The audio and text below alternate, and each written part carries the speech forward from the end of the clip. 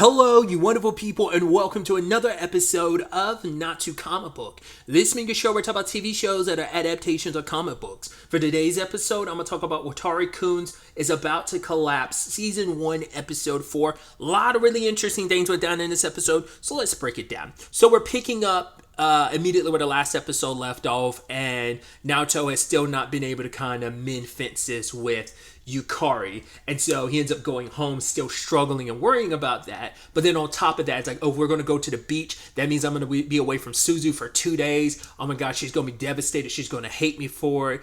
But he's like even thinking like, oh, maybe I can bring her with me. But the moment he gets home, Suzu shows up and says like, yo, she's going on this beach field trip for 2 days, which I thought would have been interesting if they went in the same location, but it doesn't seem like that's the case. I feel like they would have bumped into each other this episode if that was the case. And so she's kind of worried about being away from her brother for 2 days, and it's like, oh, I could go with you, but he's like, no, I don't want you missing out on any school activities, so you go and try to have fun. But she's like, you're not going to forget me while I'm away, even for those 2 days. It's like, no, like, how could I?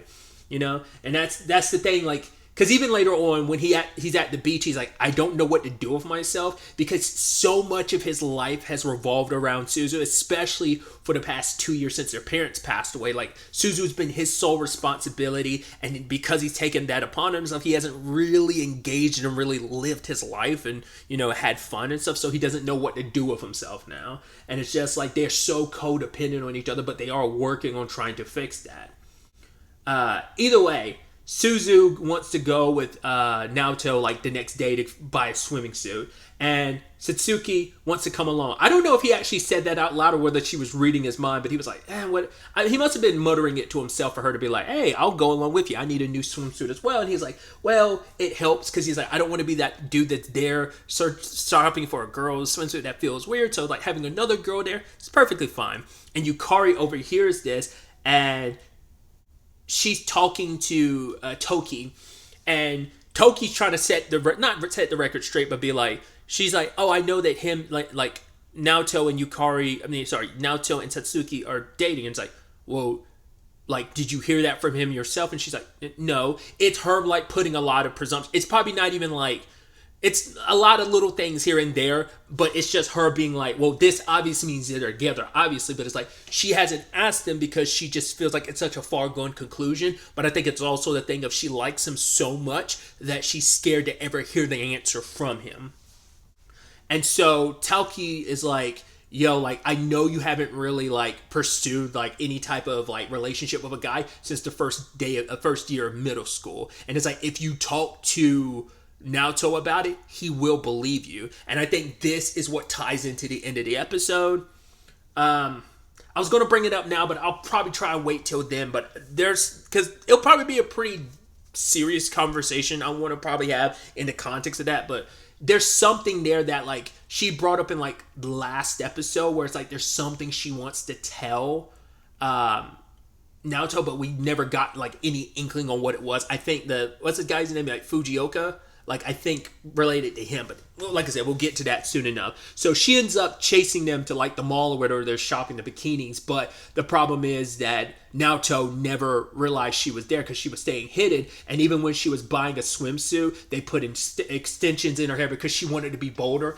Basically, like, she was like, oh, this is what I want, and she saw, like, the one that Satsuki was wearing, so it's like, I'm going to wear something a little bit more bolder, more revealing, and then she's thinking, like, she names off all the characteristics about Satsuki that she thinks Naoto likes. It's like, oh, that's his preference. And so when she had something very revealing on and extensions, Naoto never realized it was Yukari.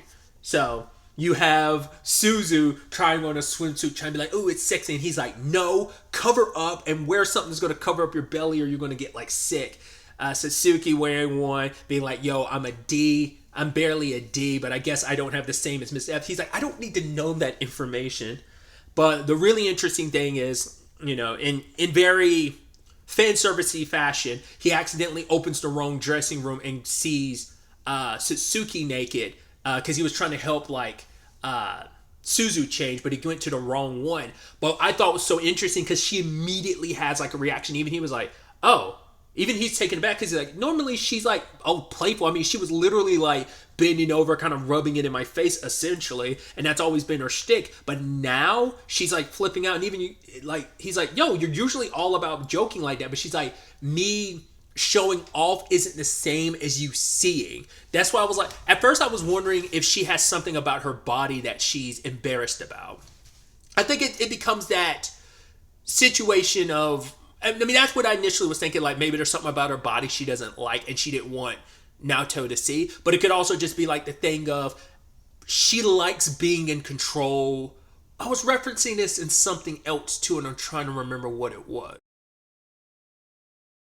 Okay, it finally clicked in my head. I should have realized, considering like they both drop on the same day. The person I was thinking of obviously is Nazuna. Nazuna's all about being lewd and stuff like that, but the moment Ko brings up, or really anyone brings up anything romantic, she shuts down and gets super embarrassed because she's all about lewdness and stuff like that, because it's all about kind of a little bit of control in the conversation her way. But the moment you kind of like talk how people normally react to lewdness, she reacts to romance.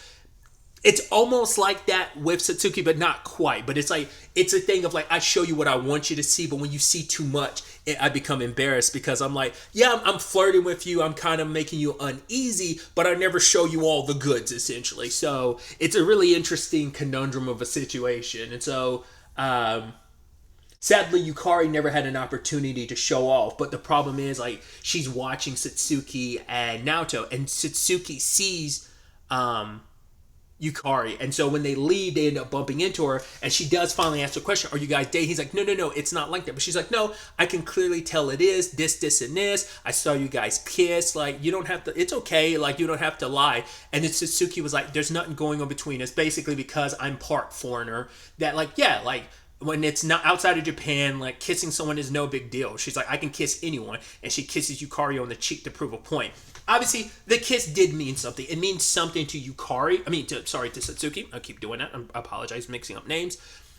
It definitely means something to her, but she knows and recognizes how much this means to, how much it means to Naoto, because they had that conversation on the train where she was like, "You never badmouth me in front of the others." It's like, the fact is, if you told people what I did to you 6 years ago to the garden and stuff like that, like Toki would have never invited me, but you've never. But he's like, no, but like whatever our issues are, that's between you and me, and especially because he's got conflicted feelings, because he's like, I mean, makes him realize like, I don't really know Satsuki, like I don't know what kind of life she's led for 6 years. That's kind of comes up later, but like this feeling he has, like being around her, it feels good, but he's like feels complicated about it considering how he feels about Yukari. And there was this line from Satsuki where she was like, "No, I'm perfectly fine sitting where I am," because Suzy was like, "Oh, if you want to, you can sit where I'm sitting and like end up talking to Naoto easy." But she's like, "No, I like seeing where I'm sitting because I get to keep an eye on him, and if he ever like I'm always gonna keep my focus locked to him so that whenever Naoto needs me, basically I'll come running." And he's like, "Yo, is that supposed to be your way of making amends kind of for 6 years ago, is being there for me in any shape or form?" But he stops himself because he's like, "I don't even know what I was going to say after that." Like, for him, it's almost like, do you think that'll make up for everything? But it's like, to some extent, it's happening and working because, it's, I don't think it's at the forefront of his mind when he's around Satsuki. Granted, she throws him for a loop all the time, but I think it's not the all-consuming thing, that history and being around her feels nice because it probably rekindles some of what they had before their last meeting 6 years ago. I think that all, like, it brings up some of, he probably did, what she feels for him is probably what he felt for her back then, and it's kind of being rekindled for him. I think for her, it never went away. I think she's always had feelings for him like that. And I think in the time they've been away, that's only grown stronger. But like I said, we'll get to that a little bit later. But because of her kissing Yukari, being like, it's nothing, Yukari's like, okay, I believe you. And he's like, the thing I'm looking forward to the most is hanging out with you at the beach. And she's happy to hear that. So it kind of, for her, it feels like, okay, I have a chance. I could get closer to him now. So when they're at the beach, she's wearing her swimsuit, excited to get closer to him. He's excited to get closer to her. Problem is, she's gaining a lot of attention, and he is an awkward person, doesn't know how to kind of penetrate like all those dudes surrounding her. I know, phrasing. But But then you have Satsuki dealing with some guys hitting on her because she's just like, yo, I'm going to take care of it myself. Which even, Naoto's like, you didn't have to do that. You could have just run, asked for help. Don't start a fight. And, for her, it's like, oh, but what's your reaction about this swimsuit or whatever? She's like, oh, you're not saying anything. You're commenting on it. And it's like, oh, she wants to have fun at the beach and even swim because she doesn't know how to. Her family never went here. And it's like, because he was like, yeah, like, she's like, I miss school a lot. And I would also end up skipping swimming classes. That's why I was bringing it up previously. Like, you don't think there's something about her body she doesn't like showing off? Like, maybe she has scars that kind of stem from some, like, I'm wondering because, like, I mean, there's metaphors you could reach for it, but like the opening specifically, like even though there's like a third girl mixed in a mix of all of this, the only two girls, like, could you see Naoto naked, but you also see Yukari and Satsuki, so it could just be a larger metaphor about like bearing the truth and being naked in that capacity, but it just feels purposeful that the opening has just those three naked, even though the second part of it where they're clothed and dancing, it's also, it like has the third girl in it as well. So I'm curious what that's about. That's why I was like, is there something about their bodies? And it kind of is. It could be, like I said, an even larger metaphor, like especially when we get into what some of my theories are about the Yukari of it all. But once again, this situation made Naoto realized, like, I don't really know much about Yukari and what her life has been like, because he hasn't really questioned like her living arrangement being as crazy as it is. He hasn't really, even though he's been there, he hasn't brought up a whole bunch of questions. But either way, Toki shows up and he kind of gives Naoto the perfect excuse to go hang out with Yukari, to go do some shopping. But he promises Satsuki, like, hey, I'll swim with you a little bit later on. And obviously, that means a lot to her. And so there's this interesting moment later where, like, I think Satsuki was like, oh yeah, like, Toki was like, oh, we could go, I could introduce you to the other girls to hang out with. But they did comment on it in the changing room and I think this kind of plays into it too, that's why I feel like there might be something about her body she doesn't want to share, that like some scarring or something, because she specifically wasn't around the other girls when they were changing. And they kind of talked about the fact is that she's the one person that's not from their class, and that she has she can be so, what was the word, unapproachable in a lot of ways. That's why I'm like, there feels like there might be something physical there that she's covering up that she doesn't want anyone to see.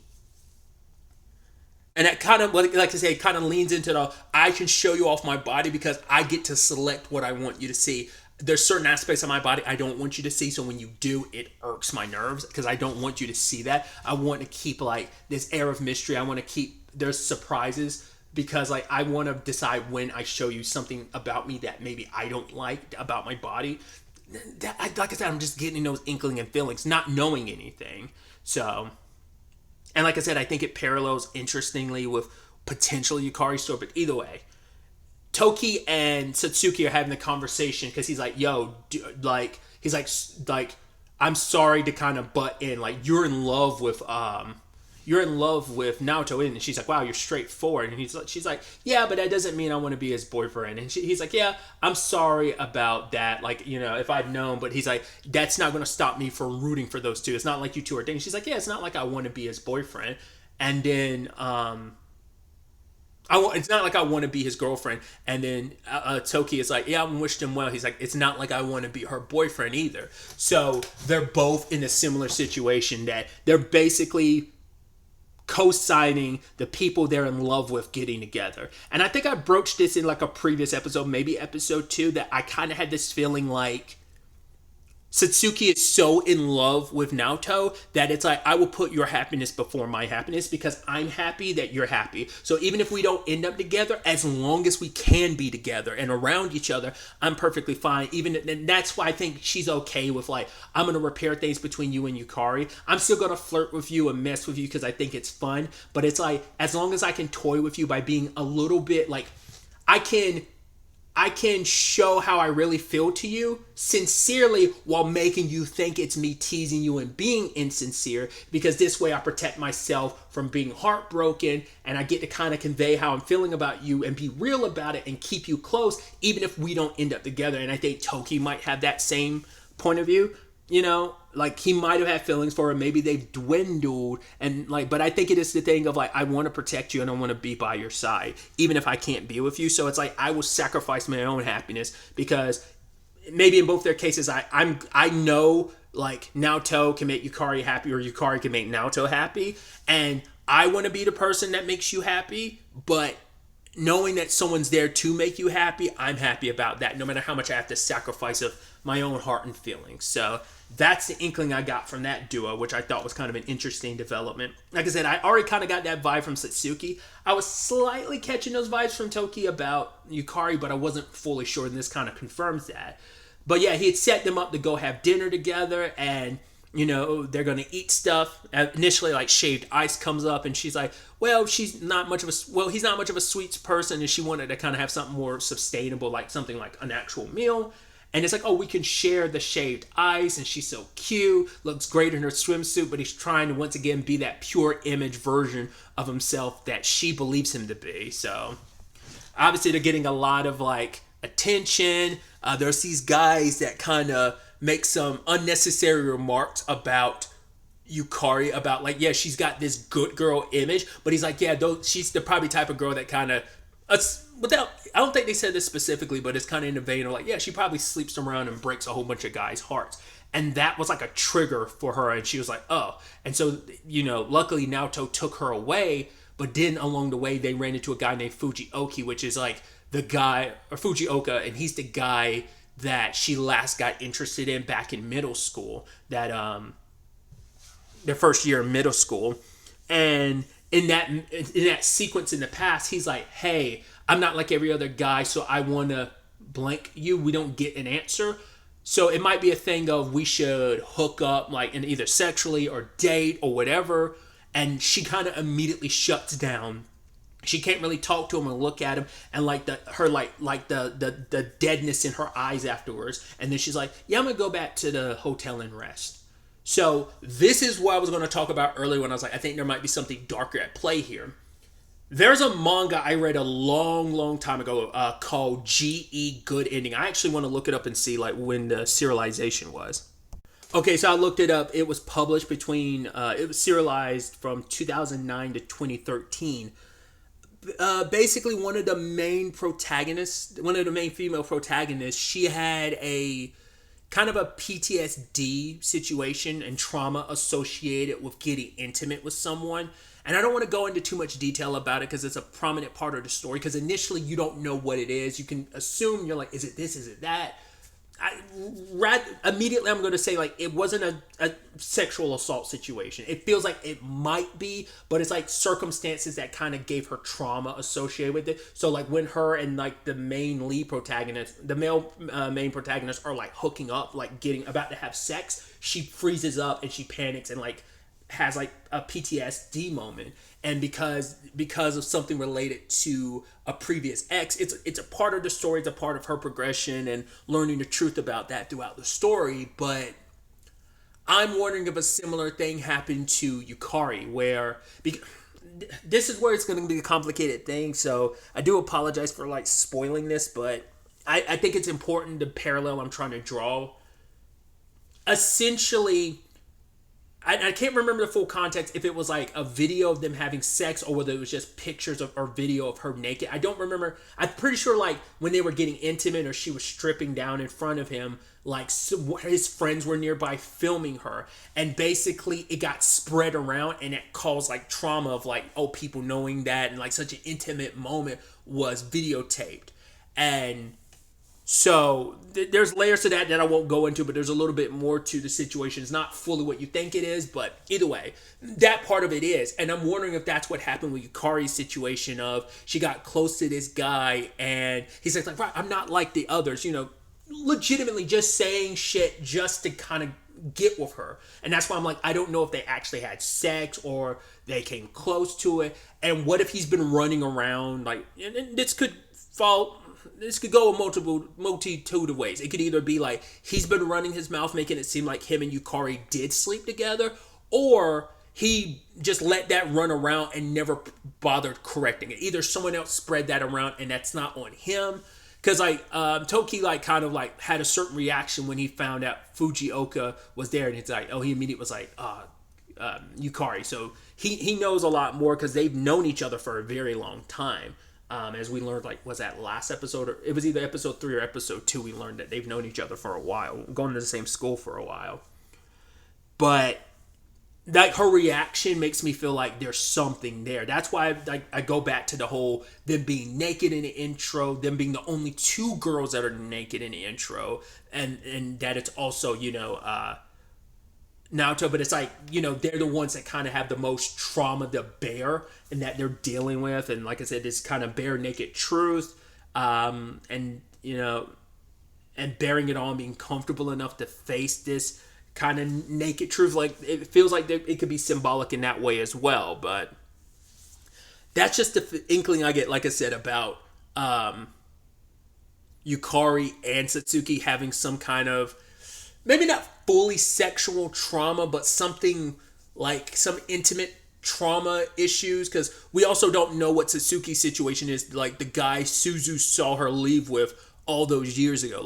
I was like, is that like her dad or maybe a big brother? But I'm like, looking at the scene again, I still, because at the time I was like, that looks like it might be a school uniform, but it might just be regular clothes. I don't know. There's so much obscured from that sequence that we don't see that character to kind of get a good look. So that's where I'm wondering, is this going to have a little more of a darker connotation for it in some of those, just for Yukari to have that reaction, and also why she's so not trusting of people, specifically of guides. And that's why she's like, when guides just look at me for my body, it when those guys were talking about her and even making a remark of almost like she's easy, or how she gets around, it feels like she's heard that before and she's always tried to run from that. And so it's probably something that's followed her, and luckily it's died down, but I think it's still something that circulates enough that it becomes this point of contention for her. Or maybe it's a thing of Fujioka presents himself a certain way in front of people, but she got to see who he really was. Maybe nothing happened, but maybe something came a little too close to happening that that Toki is aware. That's the thing. Like I said, I don't know if it's a thing of he's just a piece of shit, terrible guy who doesn't realize what he did was messed up, or it's just kind of a misunderstanding. I'm so curious to see where that goes. Like I said, just the GE Good Ending series. Highly recommend you check it out. I don't remember, legitimately, I don't remember if they're high schoolers or college students. I want to say they're college students. I believe it's a college story, but I could be. It's been so long since I read it, so do forgive me. But for whatever reason, some of the Yukari stuff really made me think about that storyline. We'll ultimately have to wait to see where all of this ends up taking us going forward into the next episode. But really, that's all I wanted to talk about. Till the next time we meet, be happy, be safe, live life to the fullest, and enjoy it. Good day and goodbye.